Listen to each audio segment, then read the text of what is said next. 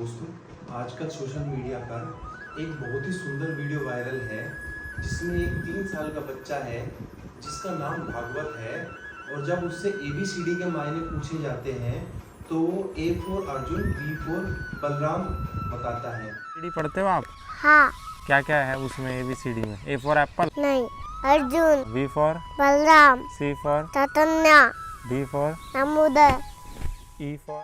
ये 3 साल का बच्चा फुल टाइम कृष्णा डिवोटी है, ये इस्कॉन डिवोटी है और ये पढ़ने के साथ साथ श्रीमद् भगवत गीता का प्रचार करता है।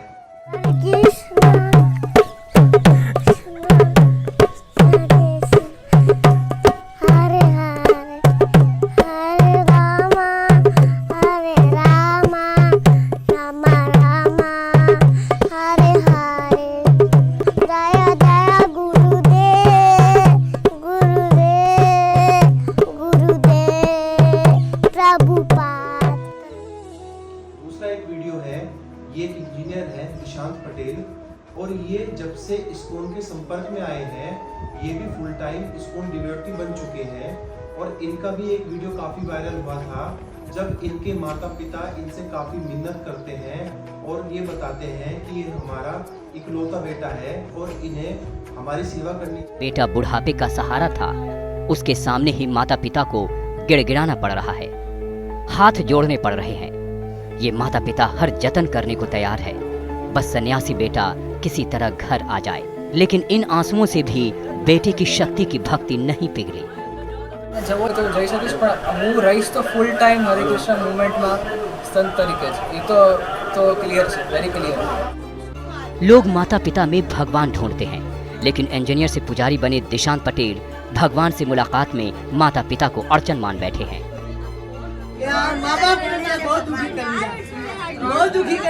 दिशांत पटेल अपने माता पिता के आग्रह को नहीं मानते और ये आज के समय इस्कॉन में फुल टाइम डिवोटी है। मैं आपको बता दूं इस्कॉन का ऐसा क्या प्रभाव है जिसके कारण आजकल के जो युवा वर्ग है, नौजवान है, वो साधु बन रहे हैं। जिस आयु में हम लोग अपनी तर्क शक्ति को महत्व देते हैं, धर्म को इतना महत्व नहीं देते, उस एज में, उस नई उम्र में जिस समय दुनिया की चकाचौंध अपने आप पर भारी होती है, क्यों आजकल के युवा बच्चे, युवा लोग साधु बन रहे हैं? तो इस बात को समझने के लिए हमें इस्कॉन को जानना होगा कि आखिर इस्कॉन ऐसा क्या कर रहा है। नमस्कार, मेरा नाम विजय है और आज मैं आपको इस्कॉन की विशेषताओं के बारे में बताऊंगा। देखिए, इस्कॉन एक ऐसी संस्था है जो बहुत कम समय में बहुत ज़्यादा लोकप्रिय हुई है और ये एक प्राइवेट संस्था है। मैं आपको बता दूं इसका प्रभाव इतना अधिक है कि अरब देशों में भी इस्कॉन मंदिर स्थापित हो चुके हैं, पाकिस्तान में भी इस्कॉन टेम्पल्स हैं। और मैं बता दूं इसके प्रभाव इतना ज़्यादा है कि कुछ मुस्लिम लोग भी इस्कॉन डिवोटीज बन रहे हैं। काफ़ी वीडियोस यूट्यूब पर वायरल है। चलिए सबसे पहले हम इस्कॉन को जानते हैं कि इस्कॉन क्या है। इस्कॉन की फुल फॉर्म आपको बताएंगे।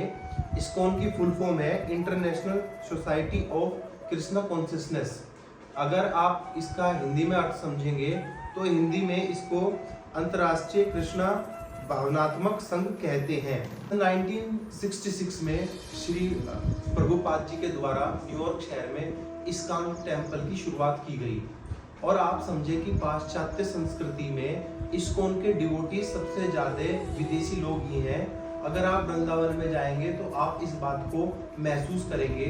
और प्रभाव इतना ज़्यादा है कि वो प्रॉपर इसकी वेशभूषा को फॉलो अप करते हैं, सैफ्रॉन कपड़े पहनते हैं और आपने देखा होगा आधा सर मुंडा होता है और पीछे चोटी होती है। ये इस्कॉन की वेशभूषा है। सन 1966 में जब न्यूयॉर्क शहर में इस्कॉन की पहली संस्था खुली थी तो इसका पर्पज था एजुकेशन, रिलीजियस एजुकेशन। इन्होंने कृष्णा एजुकेशन, हिस्टोरिकल एजुकेशन ये संस्था देती थी। और कमाल की बात ये थी कि इनका मैनेजमेंट इतना अच्छा था कि इन्होंने पाश्चात्य संस्कृति में ढले हुए लोगों को भी कृष्ण भक्ति की तरफ खींचा है। मैं आपको बता दूं इन्होंने हमारी भक्ति को, भागवत गीता को एक मॉडर्न टेक्निक के साथ में, एक फ्लेक्सिबल सिस्टम के साथ में प्रस्तुत किया है। और ये सिस्टम इस तरह से इस सिस्टम ने इस तरह से काम किया है कि एक आम व्यक्ति को भी जिसमें की धर्म में ना के प्रति रुचि थी वो भी कृष्ण भक्ति की तरफ आकर्षित हो गया है।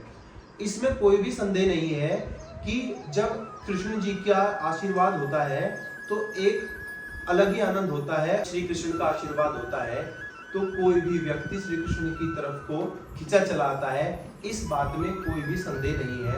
इस्कॉन के द्वारा काफी स्कूल्स का संचालन होता है। इसके संचालन गुरुकुल पद्धति के आधार पर होता है। जो फुल टाइम इसके स्कूल है वहाँ पर गुरुकुल पद्धति के हिसाब से शिक्षा दी जाती है। शिक्षा को अंग्रेजी में दिया जाता है ताकि आज के जमाने के साथ बच्चा कॉम्पीट कर सके। अगर आप इनके फुल टाइम स्कूल में नहीं जाना चाहते तो इनके दूसरे स्कूल हैं जो ICSE बोर्ड से एफिलेटेड है, जहाँ पर पूर्ण रूप से अंग्रेजी शिक्षा दी जाती है। लेकिन इसमें एक पीरियड अपनी कृष्ण भक्ति का एक रिलीजियस पीरियड होता है जिसमें बच्चों को अपनी धर्म के बारे में ज्ञान दिया जाता है। और अगर आप सिर्फ इस्कॉन को जानना चाहते हैं तो भी इनकी एक क्लासेज है जो वीकेंड्स पे चलती है, संडे में जो चलती है, जिसकी अवधि सुबह 8 बजे से शाम के 5 बजे होती है। मैं आपको इस्कॉन की जो प्रसिद्धि है उसे एक उदाहरण से समझाऊंगा। देखिए, आप 2 दुकानें लीजिए। एक दुकान एक सामान्य दुकान है जहाँ पर हमें कपड़े मिलते हैं, और एक शॉपिंग मॉल है। अगर हम शॉपिंग मॉल में जब भी हम कितना भी घूम ले, कोई हमें ये नहीं कहेगा कि आपने कुछ सामान खरीदा है या नहीं खरीदा है। जबकि एक छोटी दुकान का दुकानदार हमें 2 कपड़े दिखाने पर ही ये कह देगा अगर नहीं खरीदते कि आपने समय क्यों व्यर्थ किया। इसी आधार पर कौन संस्था इतनी पॉपुलर हुई है। इसके प्रचारक कभी भी आपको ये फोर्स नहीं करेंगे कि आप हमारा धर्म को ज्वाइन कर लीजिए, आप फुल टाइम डिवोटी बन जाइए। सिर्फ ये आपको अपने धर्म के बारे में बताएंगे। और मैं आपको बता दूं, ये एक स्वाभाविक सिद्धांत है। जब आपको किसी चीज के लिए फोर्स नहीं किया जाता तो आप उस चीज की तरफ खींचे चले आते हैं। मैं आपको बता दूं, ये संस्था एक इतनी बड़ी संस्था है कि आज के टाइम 800 से अधिक मंदिरों का निर्माण इस संस्था के द्वारा किया जा चुका है। इनकी अपनी एक रेजिडेंशियल कॉलोनी है जहां पर फुल टाइम इस्कॉन डिवोटीज रहते हैं। और मैं आपको बता दूं, अगर आप इस्कॉन को फुल टाइम ज्वाइन करते हैं तो इनका आपको कुछ नियम कायदे को फॉलो करना पड़ेगा। सबसे पहले आपको तामसी भोजन का त्याग करना पड़ेगा।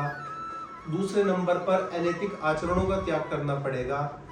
तीसरे नंबर पर 1 घंटा शास्त्र, गीता, धर्म और इतिहास पढ़ना पड़ेगा। और चौथे नंबर पर हरे कृष्णा कृष्ण कृष्ण हरे हरे, हरे रामा हरे कृष्ण कृष्ण कृष्ण हरे हरे, इस जाप को 16 बार कम से कम आपको दिन में करना होगा। सोशल मीडिया पर एक शख्स बहुत प्रसिद्ध है जिनका नाम है अमोघ लीला प्रभु। ये मिजोरम से ताल्लुक रखते हैं।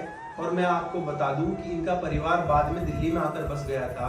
सन 2000 में कुछ ऐसी घटना हुई कि इन्हें लगा कि मैं कौन हूँ और मैं क्यों व्यर्थ अपना जीवन जी रहा हूँ। इस जीवन को सार्थक करने के लिए मुझे भगवान की खोज करनी चाहिए। ये सन 2000 में बिना बताए घर से निकल गए और 4 महीने में वापस आए। इन्होंने अपनी पूरी शिक्षा दीक्षा पूरी की।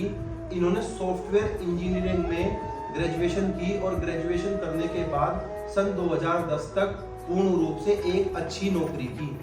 अब मैं आपको बता दूं, सन 2010 जन्माष्टमी का दिन और ये इस्कॉन चले आते हैं और वहाँ के ही होके रह जाते हैं और फुल टाइम कृष्णा डिवोटी बन जाते हैं। यह भी एक बहुत बड़ा उदाहरण है कि इतने समृद्ध अच्छे परिवार से आने वाले, इतनी अच्छी कॉलेज से शिक्षा दीक्षा ग्रहण करने वाले व्यक्ति क्यों इस्कॉन की तरफ खींचे चले आ रहे हैं। आज के समय श्रीमद् भगवद गीता का जो सबसे बेहतर प्रचार है वो इस्कॉन टेम्पल्स के द्वारा ही किया जाता है।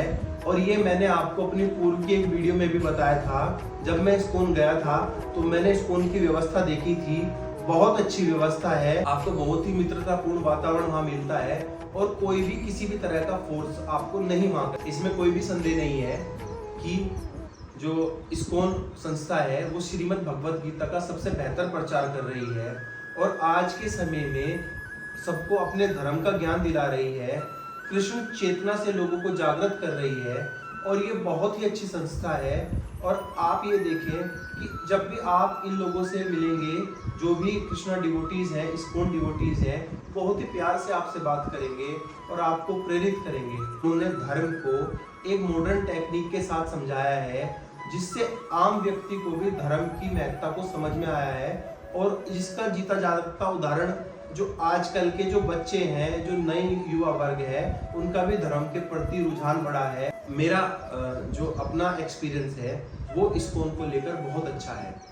और मैं ये चाहूँगा कि अगर आपने भी कभी इस्कॉन टेम्पल को विजिट किया है, इस्कॉन संस्था को सामने से देखा है, इस्कॉन संस्था के करीब रहे हैं, तो आपका कैसा एक्सपीरियंस है, आप इस्कॉन को किस प्रकार से देखते हैं और इसके बारे में आपके क्या विचार हैं। आप इन विचारों को कमेंट बॉक्स में लिखें। धन्यवाद।